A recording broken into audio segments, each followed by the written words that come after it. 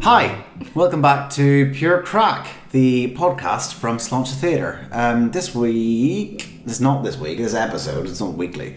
We're joined by the wonderful Niall McCarthy. How you doing? Doing pretty good. Doing pretty good. Yeah. That's a pretty good review. Pretty good. Pretty good. I'd say. Yeah, Pretty good, I'd say so. Yeah, 8 out of 10. 8 out of 10. All day. And what That's could we very do good. to get that to 10? What are you missing in life? Oh, Jesus, lad, that's why. Let's get into it. That's a deep question. Nah, we're not going to get into that on the podcast. So, you're a writer. Moving on. I am, yes. You've got a play coming up. Yep. Tell us about it. Yeah, Derry Boys is going to be on at Theatre 503 in next week. Well, actually, I don't know when this is going to come out, but... The next, 20th of May. 20th of May to the 7th of June. Yeah. Good long run. We're all very excited. It's very long. 21 shows, I believe. Jeez. Is that right, Emma? I think it's 19 shows. 19 nights, 21 shows. Wow. Yeah. I don't know what our budget's based on then. That's a call you can make. I'm just gonna pop out for a I want to second. check that maths. I have to check that contract. We got some outside. matinees in there. Like. Whoopsie. So, Derry Boys, Mm-hmm. rather than Derry Girls. Yeah. Yeah. That's just actually complete coincidence. There's no, Are you joking or are you... No, yeah, of course it's playing on there. Yeah, I was going to say, it's like, you didn't know there's quite a famous... I know, Like, I've I've never never heard heard of of it. Yeah, it. wait, Derry Yeah. Girls, you're saying? That's Derry so Girls, weird. one of the girls Yeah. from What are Derry. they chasing? It's not like there's a side of a building with their faces on it in Well, Derry. True, How exactly. close to your... Never mind, that was a weird question. I was going to say, how close to your home is that? Oh, you're trying to dox my parents? But then I had to realise, that's creepy. And Yeah. especially online tab. That's not creepy. You're my best friend. You can ask me anything. I don't know. Well, please. Now and I are best friends. Yeah. I mean, he's your best friend? No, we're just best friends. We've always been best friends. Wow. For years. Yeah. What do I mean? Someone asked me today how we met. Oh yeah, it's actually a really funny story. So we met at Sláinte, but the reason we became best friends is because when I was younger, I actually had a Scottish best friend called Iona, but she moved to London to become a producer. And so then when I met you, I was like, God, you remind me so much of her, and we just got on so well. So I was like, it's madness, like. Crazy.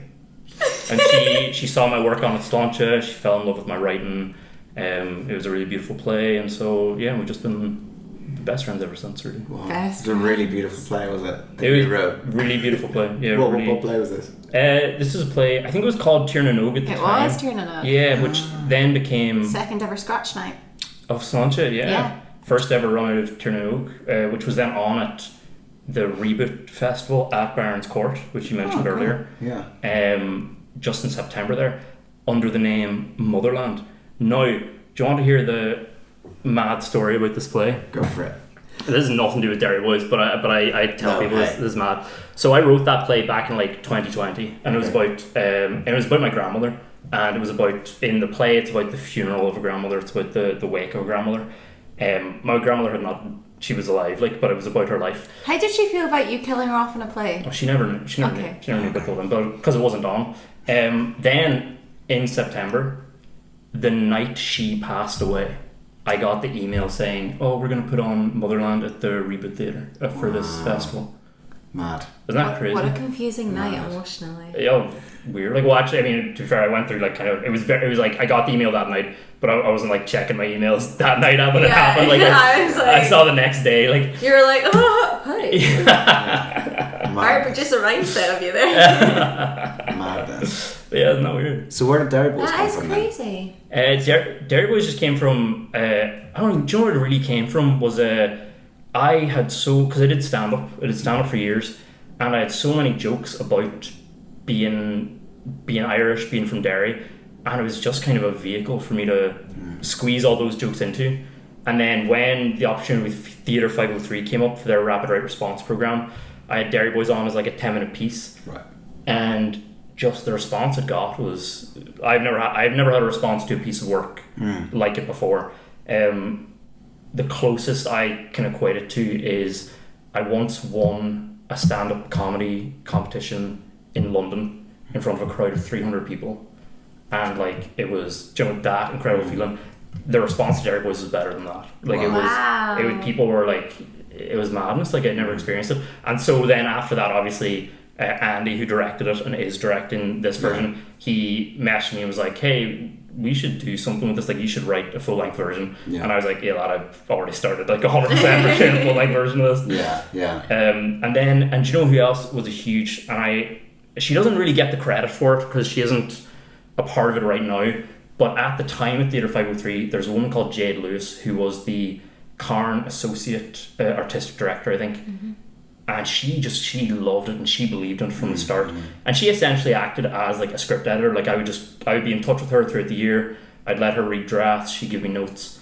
And she was so supportive and so amazing the whole time. And we just got on so well. Like she loved One Piece. Do you guys know One Piece? Yeah. She loved One Piece. Like every time we would ever meet up, we would start by just like talking about One Piece and like what was going on.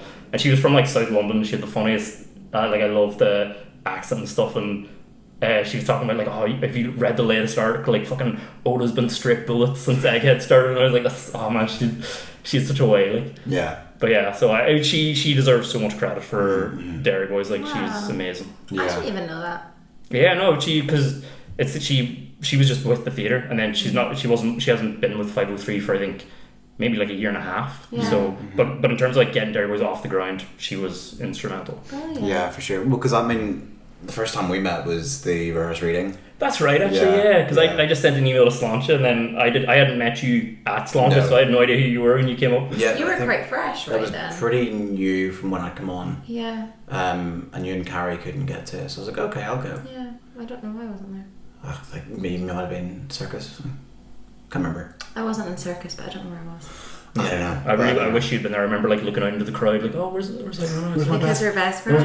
And there was like an empty seat in the front, and she's not there. And I'm like, oh. Yeah. No, it's mad though, because obviously, I mean, we've seen you a few times since then, but that was the first one to kind of going and not knowing what to expect, and then Matthew Blaney, who was a few years above me in school, was in it, and I was like, that's mad. And now in this run, Owen Sweeney, who's a very old friend of mine. Who did Nikos with you? No, Belfast Philharmonic. Yeah. He keeps talking to me about Nikos. Does he? Yeah. Yeah. And he's like, we could have been in the same choir, and I was like, maybe don't remember. Yeah. So I've known Owen since I was like 9. But John, I remember meeting you actually at Derry Boys because you said something to me at it right after, and you came up to me and you were like, oh, that was like a film, that wasn't like a play. And I was like, fuck yeah, man, films are way better than plays. That's I think that is such a compliment. I was like, man, that's fire. It was just because it was so like expansive. Whereas I think the thing, I mean, I've struggled with it as well, is when you're writing a play, you're almost like boxed into thinking about where it has to be on the stage and like making this like the environment that you're setting it in on the stage, whereas you kind of just like, we'll put it here and we'll put it here. Yeah, like, I've made that everyone else's problem. Yeah, which is great. Which is something that I've like I own it. Well, that's the thing, but like as a writer, and it's something that people have said to me recently because I'm trying to write a new play, and people said to me like, don't worry about the logistics of it, let the producer sort that out. Yeah, that's the director's problem. Yeah, well, in terms of budget, but do you know what? In terms of budget, that's my problem. That was actually, someone said that at in Galway at the weekend. One of the people we were going to talk from, he's this like screenwriting guru, and he was saying like Irish writers, they box themselves in automatically in like screenwriting, like they don't go for the big budget things, they limit themselves from the start. And he's like, that's stupid, like because when you're pitching to big companies like the Netflixes and the Amazons, they don't they want the big, they want the car chases, exactly. But when Irish people are writing, they're going like, well, Archie's not gonna in a pub. Thing. One location, everyone's on that stuff. But I think that's a very Irish thing though, to be like, do not go all out to like kind of limit yourself, because you're like, oh, what do they think? Oh, here's this guy, I think he is writing 100%. Yeah. Who am I to be doing that? Like, exactly. Yeah. So tell us about Galway then. You were there last week. Yeah, Galway's class. So I was chosen for the Greenlight Screenwriting Labs with Philip Shelley, who's the same fellow who runs the Channel 4 screenwriting course. So I just submitted a pilot, a spec script I'd written called The Wild West, and they liked it. I did an interview, and then I got on the course with 6 other writers, and now we're paired up with script editors. So my script editor is Philip Shelley, which I'm very lucky. He's he's so much experience, and now with him I'll be writing a new pilot for Danny Media, who will have the first option on it. They're the production company. And yeah, I'm going to get paid, which is a huge thing. Yeah. Right. And they said a great thing on the first day, or Philip said it, where he was like, he essentially said, like, welcome to the bottom of the pile.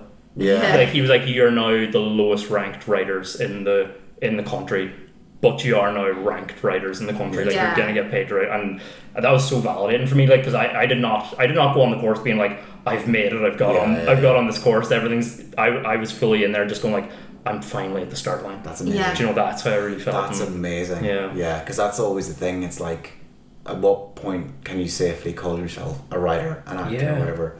And it's like almost giving yourself permission to be like, yeah, okay, I'm here. Yeah. You know what I mean? That's it. And I know, man, there's a lad from Derry. Where he was from Dungiven, but he lived in Derry now, and he was on the course 2 years ago, and now he's full time.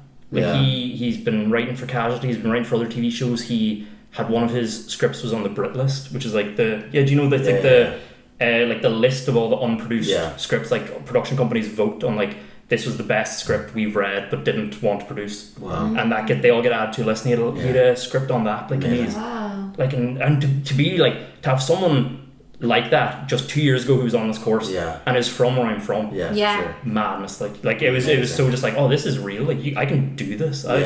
Give me a few more years, and like, it's not a pure fantasy, which even 2 years ago was, like, you know. Yeah. So how did you start off writing then? Like, at what stage were you like, okay, I'm going to be a writer, this is what I'm going to do? So weird, man. I when I was like 14, I wrote a book, like a full like 80,000 word novel. Jesus. That like, just for no. So did I, but mine sucked. No, I'm saying that. No, it was terrible. Like, and but the weirdest thing about it was, like, I did this, right, and then I was just like, right, okay, I guess I'll just do normal stuff now. And then I didn't write again until I was like 20. Oh wow. Yeah, like no one, like, people were like, oh wow, you know, you had the determination to write a book, that's class. But no one was like, you should keep writing. Like, everyone was just like, nice, now do your A-levels. And so it was when I was in uni, really, and like, actually, do you know what? Like, to be honest, and maybe this isn't a story I should tell on the podcast, but I was really inspired by I fell in love with a woman, and I felt like the only way I could impress her, or like, you know, she was so much better than me, so far above me. The only way I could ever be good enough for her was if I really became someone. And for some reason, I decided that like writing was gonna be, that was like, you know, I was studying environmental science, and I was good at it. I was fine. I was like a 2-1 student. But I was like, I know I'll never be an award-winning environmental scientist. Yeah. But I was like, but something in me was like, I think I could do it as a writer though. And so I really just started pursuing it. And then, like, obviously it didn't work out with her for like a million other reasons, but like, I kind of just ended up falling in love with writing then anyway. What? That's an incredible story. Yeah. Is it? No, I don't. But well, like, if you got married, just saying, that would be amazing. That would be amazing. No, it's like real life. Like, you know what I mean, though? But like, if it was like, oh my goodness. No, and I wouldn't even like. Imagine inspiring someone to be a writer and be a creative. And you know, part of me feels like That's I amazing. Part of me has always wondered if I should tell her that, but I really don't. Like, I don't have those feelings for her anymore. I don't want to. Hey, buddy, just let it go. Yeah, like, that's such a weird thing. It's been a few years, but yeah, and so I like, you know, I've been in love since, and I've, you know, it's you grow up, you change, like, and I was 20 years old, like, but I have always thought, like, does she deserve to know that I'm here? Kind of, she was kind of the catalyst. Well, maybe for it now all, like, she does know. Maybe she's our biggest fan. maybe. Yeah, maybe. Maybe she's just been waiting for you to get on the podcast just to be like, whoa, finally Niall's here. Yeah. I need to know. Is he going to talk about me? Yes. What he thinks. Yes, he did. Yeah. Yeah. I don't. Yeah, what's her name? No, don't say it. Don't say it. Yeah, Amanda. Maybe. That's actually so close. You're gonna have to bleep that. No, I'm fucking with you. I also was like, Amanda at our age. Yeah. No, it's mad though. So then, how did you like go from there to like now here, like putting on a play? And you, like, it's not the first thing you've put on either. Well, yeah, I've had such a weird, just kind of like, I'm kind of a scrapper. Like, I kind of like just then going through uni. Once I had that decision, I would just submit for everything. And I read books on writing, you know, and actually that's like advice I would tell someone if they want to be writers: read a book on how to write. That's like an amazing thing you can do. Like, it really, you do learn so much. And I would submit for stuff. I had a friend who reached out to me, and he was like, he wanted to write as well, and he was like, he reached out to me and another friend. He was like, he just was like, I think you guys are funny guys. Let's write something together. Let's write a TV show together. And we did that, and that was really fun. I learned a lot doing that. But we were like even more amateur than we are now, obviously.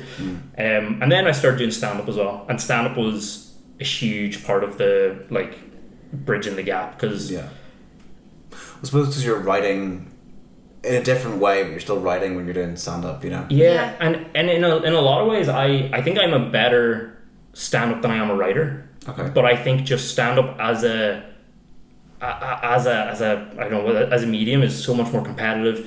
It's so much harder. It's so much more like physically exhausting. You have to be at a place at a time. You have to be on. That like writing, I could get better at the writing faster than I could get better at the stand-up. Yeah. Interesting. Yeah. And so that's one of the reasons why I had to kind of like decide not to continue stand-up, because I was like, you know, you kind of have to min-max in your life. You only have so much time. And I was like, I think if I was still doing stand-up now, I'd still be doing the exact same clubs in London, the exact same shows, and I don't really think I would have progressed that much. Whereas with the writing, I can see the progression, and I could feel the progression like a year ago, and I was like, that's when I decided to drop it. That's when I had to do it. I also used to draw comics. Like, I loved comics, and that was something that I pursued at that time as well. When I was first writing, again, like I'm saying, like I was a scrapper. I was trying to do everything.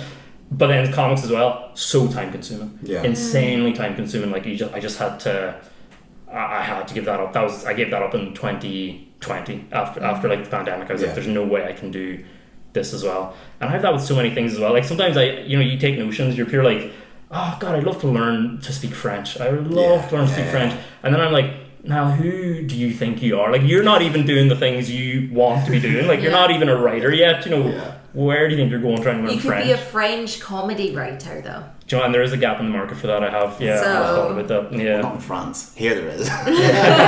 Pretty sure they've got loads of them in France. The only French language Irish comedian. So when did you move here then? I moved here in 2020 in the pandemic. And I only really moved here because my brother lived here, and it's London, like it's the big smoke. So I was just in Leeds before, and I was like, why am I in Leeds? Yeah. Why were you in Leeds? Did you go to uni there? No, not even. When I did my grad scheme for work, the first job that hired me, like I put in the thing like, oh, I'd love to live in London, love to work in London. Yeah. And then I got the job, and they were like, all right, so we can either place you in Warrington or Leeds. Right. And I was like, okay, I guess Leeds. And Leeds is a lovely town, but like, you know, there's no reason for me to be there. Yeah. Didn't know anyone there, you know. Yeah. Wow. So Niall. Yes. What's up with the t-shirt? Oh, so this is a bit of strategy. Now, I am a strategist. I always try to think outside the box, and because I understand that you put this podcast on YouTube. We do. And you also put it on podcast apps. We do. And so this is what... And Instagram. And I don't know if you've noticed this, but whenever I listen to podcasts, I always think about this. This is what they do, right? Is they'll do some kind of visual bit, and they'll be like... And they'll always say afterwards, they'll be like, oh, that's not going to be good for the audio listeners. Yeah. So you wanted a bit... And now people are going to have to go, wait, what's this cool t-shirt I was talking about? I'm going to have to... about to genuinely be like, for those listening, I was about to describe your, like, no, as you do it for video, like visual impaired people. Don't describe it. They're all going to have to go and check out the YouTube channel, and they're going to be like, oh my God, that is actually the funniest shirt. But what if I've someone's ever visually seen. impaired? What do we do now? There'll be captions on the YouTube channel. I'll put it in the description. I'll put it, yes. Just the screen reader. Yes, exactly. You can say it. We'll say it at the end. Yes. You guys reveal at the end what Niall's t-shirt is. For the visually impaired. That's so funny. Check out the podcast on YouTube at the Sláinte Theatre YouTube channel. Lad, it is so hot in here. You're lucky we're wearing shirts at all, because this is I am dying right now. It's really. I think it's cooled down. I don't think I'm sweating. I am quite warm. Nice for you, I suppose. So Derry Boys, you're putting it on. You've been writing this for what, a year and a half, 2 years now? 3 years, look. 3 years. I know, it's been some mad journey. Like I was doing a bunch of like interview questions today. PR, yeah, PR stuff, and and one of the questions was about, I guess, like the journey. And I was writing, and I was like, geez, it was 3 years ago. And because one of the things they asked me about was like, because how Brexit fits into the play. Because I think that must be in the press release. Yeah. And I was like, I don't think that's like a massive part of the play to me anyway, but it's in there. And I was kind of like, it's mentioned, yeah. It is mentioned. And to be fair, like when I wrote the play 3 years ago, people were pretty worried about Brexit. Yeah. Like, you know, it was a big issue back then. Like people don't really seem to care now. It kind of all just nothing ever happens, like that type of thing. But I was like 3 years ago, like this.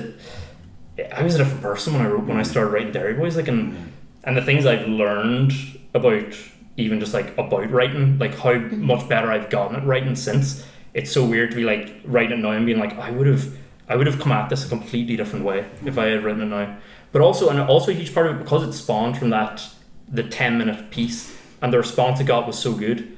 That scene kind of became like actually Steve Harper from 503, he described it as the sacred cow of the play, which didn't really make sense to me. But you know what I mean? Like but it was like you know, I haven't touched that scene. Like the foundation, really. Yeah. Is it the car scene? Yeah, because to me it was kind of like it's tried, tested, and true. Yeah. Like you don't mess with it. Like, you know, it's like if you've got that good a response about something, you don't want to. It's a proven quantity. Yeah. So because of that, the play completely expanded out from that scene, and so it's like that's a weird way to write a play in general as well. Like, and so it's a completely different challenge, and because how I write now is like I am such a I don't even start writing script until I know everything that happens. Like I'm a beat sheeter. Like I write everything down, and then once I know the entire plot, then the script comes really easily. Then But so it was a real like I kind of wrote it in like what's that thing where you're just like fluid consciousness. Oh, like a flow state. Yeah, I just wrote from top to bottom, and just this happens, then this happens, and this happens, and I didn't know where I was going when I started writing it. And speaking of press releases, no, there's one that you put on your Instagram story the other day. Yes. And it said, Derry Boys is the kind of play that wants to grab you by the collar, spit in your pint, and dare you not to flinch. Would you say that's accurate? I love that. I love that they took the press release that was given and went, nah, it's not insulting enough. I love it. Like, it's so fun, and I had so many people message me like, I can't wait for you to spit in my pint and all that. Like, it's so, and I had so much fun with it that day on Instagram. Like, I love that stuff. Yeah. But well, I was genuinely, the one thing about that press release to me, the only negative for me about it really was that they did get some actual like facts of the play wrong. Yeah. Like they said it was a two-hander play when it's there are three roles. They also named all three actors, which I enjoyed. They were like two-hander with these three people. Yeah. I was like, But so when it was kind of like, oh, we need to take it down, I was kind of hoping they would just fix it and put it back up, but they kind of just took it down and then basically put up like just the press release very straight. And I was like, oh man, but it was so fun the way you had it before.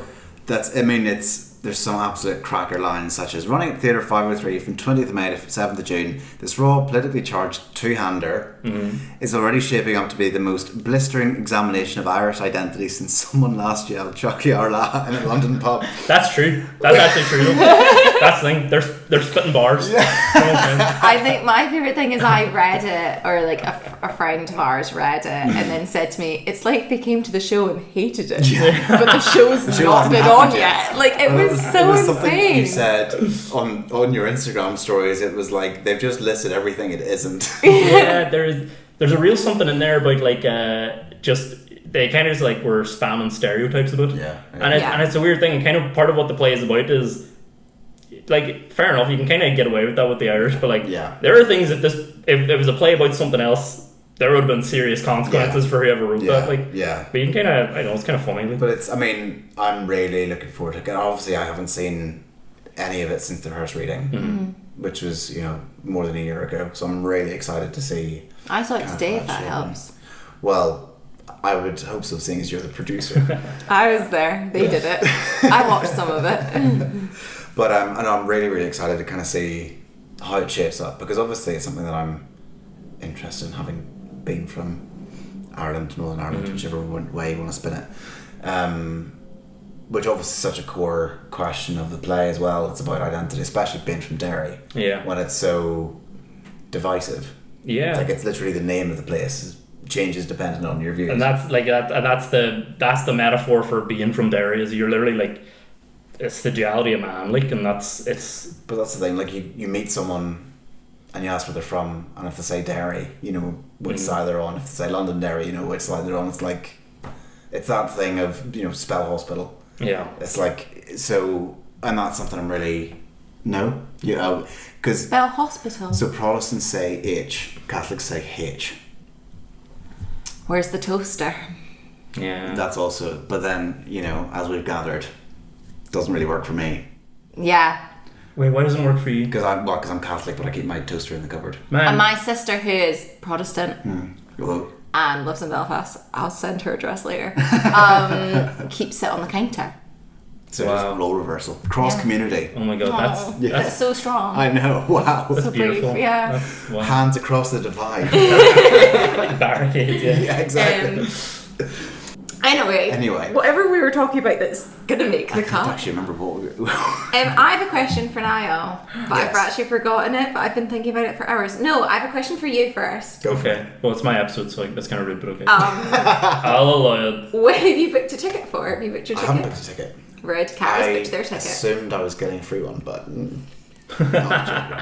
I'm joking. I need to book my ticket actually. Yeah, when are you coming? I don't know. I'll let you know. Yeah, sorry. So your question for Niall was what? I'm trying to remember now. It's okay. Oh, I have a question that is, I think actually Carrie, our co-founder and artistic director's soul coming out through me, which is, why will you never do stand-up at a Sláinte event? Oh, yeah. I am. Do you know what? The only reason is that I think the standard is so high at Sláinte events. Shut up. And being so out of practice at stand-up, I feel like because it is one of those things you have. Like, I would need to go and do stand-up for like a month just to get the rust off, and I would have to just go around the clubs and stuff, and then I would be ready to grace Sláinte's. Not sure. Marty Gleeson, who's a BBC comedian, Who is an amazing comedian, has done Sláinte. Yeah, and she's amazing. I'm not Marty Gleeson. That's what I'm saying. That would be such a going from her to me would be a Feels massive like an down excuse, step. doesn't it, Aaron? Does feel a little bit like an it excuse. does feel like an excuse. If you want to see my stand up, you can go to Niall_McCarthy on Instagram right now. Respect to you plugging your Instagram on the Yeah. podcast. I might do it again. You can't stop me. Got to get followers in. I dare you to interrupt Should me. we start bleeping it out? We should.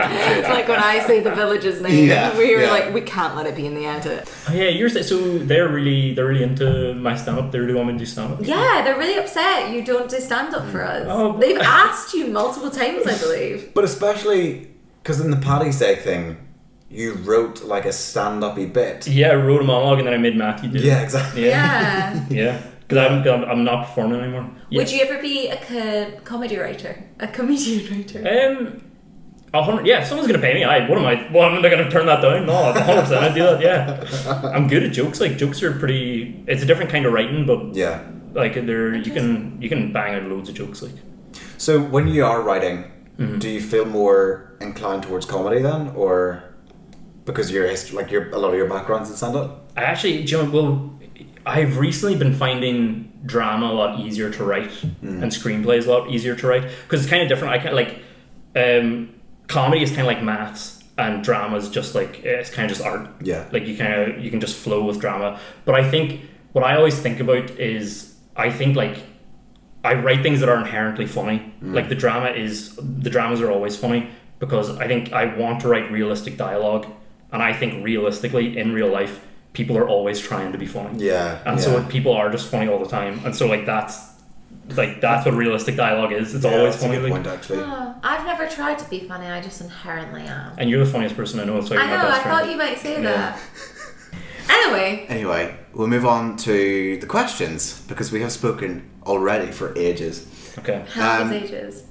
Nearly an hour. Hee hee. Yeah. Cool. I mean, we can do like a double. People are gonna love this. Yeah. So Double Yeah, episode. yeah. we'll just give them more what they want. Yeah. Anyway, we're gonna ask the questions now. With Yes. some questions Yes. for you. Let's do some questions. So Yeah. These are questions we ask every guest. This is kind of like a James Lipton inside the actor studio. Yes, it is. Yeah, except it's a lot less polished. Do you know what I really hate in that show? I've watched a couple of them. Do you know when he asks or an actor what their favourite swear word is?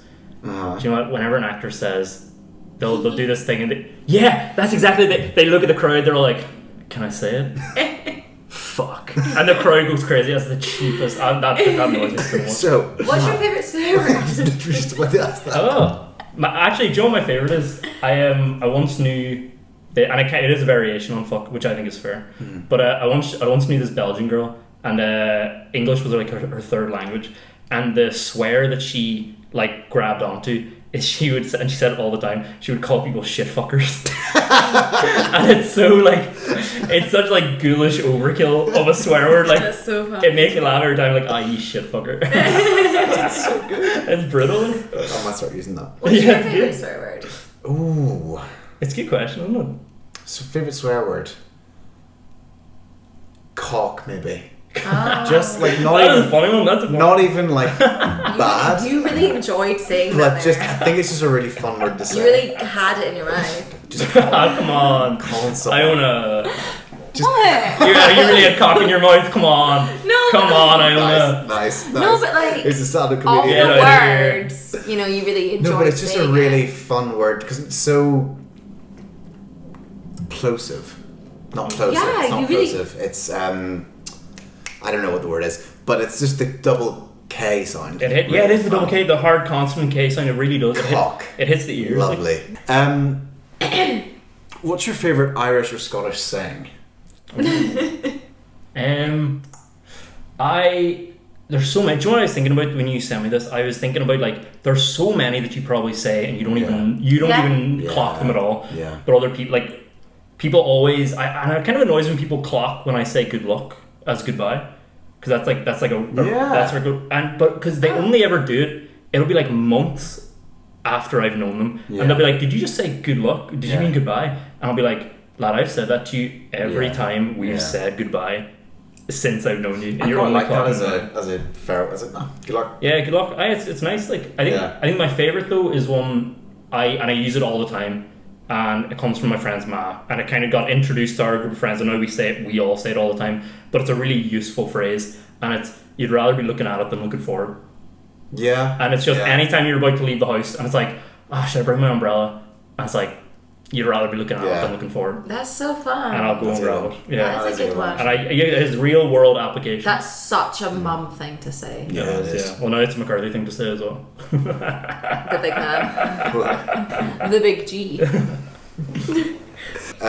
Where's your favourite place in London? I kind of just love London in the summer in general. That's like, it's so nice here. Like, and when I went to Galway, I had to fly into Shannon Airport, and I had to wait an hour and a half for the bus to get up to Galway. Jesus. And I was just like, I was like, do you know what? For all the terrible things you could say about London, that public transport is God's gift. Like, That's oh the my thing. God. Like, That's because when I go home and I live like 20 miles outside Belfast, it's like there's a train station in the village that I live, but like getting anywhere is such a pain in the arse. Whereas here you're like 2 minutes away from the tube stop. Yeah. Like I have to check myself sometimes. Like if I like miss a train and I'm like the next one's in 3 minutes. Yeah. Like, Yeah. and I have to be like, oh, in Glasgow the underground is 8 minutes apart at rush hour. Yeah.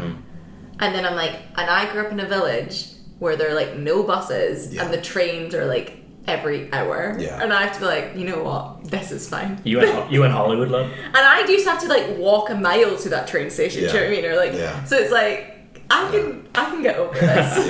Yeah. No, I can't have my answer be the fucking tube. Let me think here. I love the Northern Line. Oh, can't get out of it. No, I think, do you know what I actually love is, do you ever go to Trafalgar Square at night time? I mean, not through choice. Oh, lad. Have you ever seen Sexy Jesus there? Sexy Joseph? No. You should see that at night time.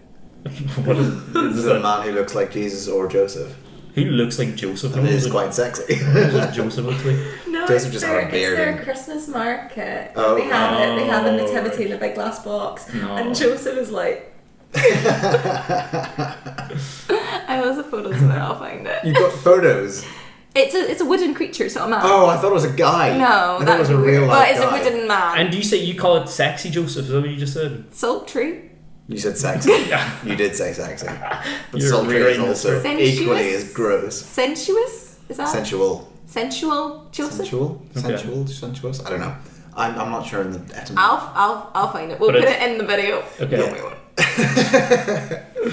So Trafalgar Square at night. Yeah, no, it's class, man. Like, there's always like kids skating. There's always like young couples. It's like it's really quiet, and there's like the fountains are there. Like it's kind of like it's one of those like you feel like you're in an indie film when Like you're Cats musical, the movie. They go there at That's night. the musical of the movie. They go there at night. I wasn't there that night. Do you feel like? Do you feel like a cat? I've never seen it. I have no idea what it's actually about. I would love to be a cat. Imagine how fun it would be to be a cat. I think we're going crazy. I think we might be. I think I'm pretty normal right now. I think it's really warm in here. Okay, we need to. Right. Yeah. When does the podcast start? I'm If we really hit working on record. Molly. Okay. Is there an Irish or Scottish creative that's left a lasting impact on you, or that you believe deserves more recognition? Yeah, me. This is my first podcast, and you guys are trying to get me to talk about someone else. Go to Niall McCarthy, Niall_McCarthy on Instagram. Follow me on Instagram. We are bleeding all over. No. No, do you know what? I really did have a think about this. I don't, genuinely, like, there's so many people I could shout out, but, like, do you know what I think is interesting about both Ireland and Scotland? And it comes back to, I mentioned earlier that I love comic books. Ireland and Scotland both have an incredible pedigree of comic book writers and artists that people don't really know about.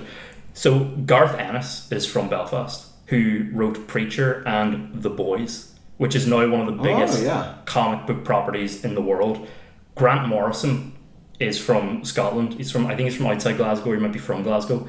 And he's one of like the biggest comic book writers in the industry. Like, he's written for everyone. And he's the best person who's ever written Superman. Isn't the Beano from Scotland or something? I think that might be from Newcastle. I think Beano might be Northern England. But Sorry, Newcastle. But Grant Morrison wrote the best Superman story, and it was also illustrated by Frank Quitely, he's also a Scottish artist. And like, there's so much, like, it's that kind of talent people don't even know about that. Like, do you know, it's because it's an industry people aren't as, well, I say they're not as interested in it, but everyone fucking loves comic book films and stuff, and The Boys, everyone knows what The Boys is now. Yeah. But yeah, it's mad, like, but yeah, it's such a legacy that will be coming from our countries from that, like. So that's actually not what I've got here. It's Aaron and Iona is the right answer we were looking for there. But we'll take any form of compliment right now. I revised for that one as well. What are your favourite things about us? Yeah. Is Okay. what I have. Yeah. Well, tell me all the features you like about me. All of them. Yes. I really like what you said about Derry Boys that time. You Yeah, said it was thanks. like a film. Yes. I love that. For Iona, it's her eyes. I hate it. You guys asked for it. So what? You knew how to target me. Moving swiftly on, what advice would you give to someone moving to London from Derry? Oh yeah. Slash London Derry. No, we'll say Derry. You can call it whatever you want. They can, but There, suck it up. advice I give, I don't know, man. London, like, so there's so, like, it depends what age you are when you come here and what you're doing, but like, just enjoy it while you're here. I don't think anyone really wants to be in London forever. So like, make the most of it when you're here, and like, That's good advice, actually. Yeah, it is. No, I'll stop there though. No, but like, I don't know. I think like, just go do as much as you can. Like, London is one of those places. Like, I started playing volleyball in September, and I love volleyball. It's all I can talk about sometimes. But what I thought about when I was playing is like, my brother would love volleyball. My brother would love to play volleyball, but he doesn't live here anymore. He lives up in Edinburgh now. And I was like, you need to go play volleyball, lad. And he's looked, but there's just like there's nowhere like nearby. There's nowhere that he can actually go and play volleyball. And it's like, you know, you can do anything in London. It's all here. It's all here somewhere. If you can find it, like, and so there's amazing opportunities to meet people and do stuff that you just can't do anywhere else outside of like Ireland, the UK. So make the most of it, just and have fun and be yourself. That's the best advice anyone can give.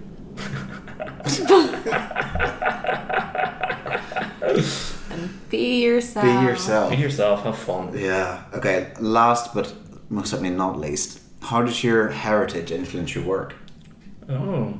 I tried to drag that exact question out of him today. Yeah, I actually, do you know, when I got all those PR questions earlier, I was like, nice, finally someone's asking me some questions. Let me spit some rhymes. And I was literally sitting down and I was like, geez, I don't know how to answer any of these. Like, there's such... I either felt like I was going on too long or I was just making a joke out of the question. Yeah. But some of them are tricky. Like, how does my heritage influence my work? I don't think I'm aware of it doing that. Obviously it does, but like I'm not conscious of it, and I only know my heritage. I don't know anyone else's, so I don't know how I would write differently if I had a different heritage. Do you know? Mm-hmm. Yeah, of course. I think I shouldn't say this. I think there are two kinds of Irish people, or there's two kinds of Ireland. There's a grey Ireland and a green Ireland. Yeah. And the green Ireland is like that, like, you know, the fun and the crack and the music and the bar, and we're all having a lock-in way, everybody in together. And the grey Ireland is like that overcast, like Malin-head, Catholic oppression, guilt Ireland. Yeah. And I think both are beautiful in their own way. Like, there really is something so gorgeous about that. Like, it always, like, when I think about the grey Ireland, I always think about, she wasn't Irish, but like Sylvia Plath, the way she would write in that really depressive but beautiful way. And it's that, like, it's that through everything. It's that, like, you know, I feel split in my house, I feel split in my city, I feel split in my country. I just feel split in life. There's the duality of man is just such a... I think it comes through in nearly everything I write in some kind of way. Like, that's the duality of characters is what I'm really obsessed with. But I think, I mean, I've talked about it before as well on here. It's especially growing up. I mean, because when were you born? 95. Yeah, so like coming into that kind of Good Friday Agreement generation. I mean, I was 98, so it's... Big time. And it is that question, especially being from the north, where it's like, where do I fit in? You know what I mean? And it is very much, it's got to come out, because you don't feel like, well, I mean, I'm not going to speak for you, but I know for me, definitely, I don't feel like people see me as fully Irish a lot of the time. Yeah. But then also, it's like I'm not British either, you know what I mean? It's a really weird kind of stuck in the middle kind of thing, which I feel like has to come out, you know what I mean? And I've always felt this way, and I thought it was... And I really, in my whole life, I thought it was a Catholic experience. I thought this is what being Catholic in Northern Ireland is like, because you're not in your own country, really. Yeah. And then I saw David Ireland's play, Not Now, which Matthew Blaney, who's in Derry Boys, was in at the time. And David Ireland, he writes from the Protestant perspective in a bunch of things, but he's telling the same story. It's when a Protestant person goes to England and they're all like, oh, you're Irish, come to the Irish bar. And you're like, I wouldn't go to an Irish bar in Belfast. Like, why would I go to an Irish bar here? Like, I'm not Irish, I'm British, but they're not accepted as British as much as we're not accepted as Irish. And it's like, no one wins, and we hate each other so much, but we have so much in common. But that's the thing, it's so silly because we're all kind of in the same boat. Yeah, it's you know what I mean? But anyway. But I'm not calling it Londonderry. Cool, we'll call it a day then. Go and see Derry Boys, 20th of May to the 7th of June, Theatre 503, on for apparently 21 performances. I'm going to be there. We'll fact check that later. We'll fact check it, might be 19, who knows. But yeah, I'm genuinely really looking forward to it. I'm really excited to see me too, to see what you've done. I'm really nervous to see the set on Friday. Oh yeah, it's a big reveal. Big reveal. Yeah. I mean, we know what it's going to look like, but we've not seen it in person yet. Yeah, going to be on it. But I'm really excited to see what you've put out there. I'm really excited to see what the actors put out there as well, because I've never seen Owen act. I only know him as a singer. Really? Yeah. Oh. So. And I don't know as well. Producing doesn't matter. She's the best producer in London. That's what producers don't do it. They just make spreadsheets. The best. And then once you've made one, you can just copy and paste the rest. Exactly. It's the best spreadsheet I've ever seen. Wow. It's the best spreadsheet. He does randomly stalk around my folders and he'll be like, what's this in the money folder? I'm like, get out! Leave me alone. I'm going to remove your accent. I'm just looking. Oh, nightmare. It's just me. So go see Derry Boys. We've also got a poetry and monologue night on the 26th of May at the Rose and Crown in Kentish Town. Come along to that. It's going to be a great time. We've got also rolling submissions. Anything you're working on, any short plays or anything, send them our way. We've lots of fun things coming up in the next few months, so stay tuned. For those audio listeners who've been waiting desperately, oh gosh, Niall's t-shirt is bright yellow. Bright yellow. It's got a little picture of a dog on it, and it says dog. Yeah. And that's it. And that's it. That's what you're missing. You have to see it. It's like it's really funny. Yeah. We've been laughing the entire time. The whole time. Yeah, we can't. Yeah, this is why this podcast is so long. But anyway, thanks for listening. Thanks for watching. Thank you so much. See you later. Thanks for having me. No worries. Yes, thanks for coming on. Yeah, it's been a lot of fun. And thank you for listening. And thank you for following me on Instagram. at Niall _McCarthy. _McCarthy. If you can't spell it, you'll figure it out. You'll figure it out. It's not that difficult. Yeah. The universe will get you there. There's 2 C's. Follow Niall McCarthy. Follow Niall McCarthy. You'll see everything you need to there. Yeah. Come fuck with McCarthy. Come watch my stand-up. Give me some views. Right. Thank you. Get me out of here. Come on. Let's go. Bye. Bye. Oh, do you guys wave? Okay.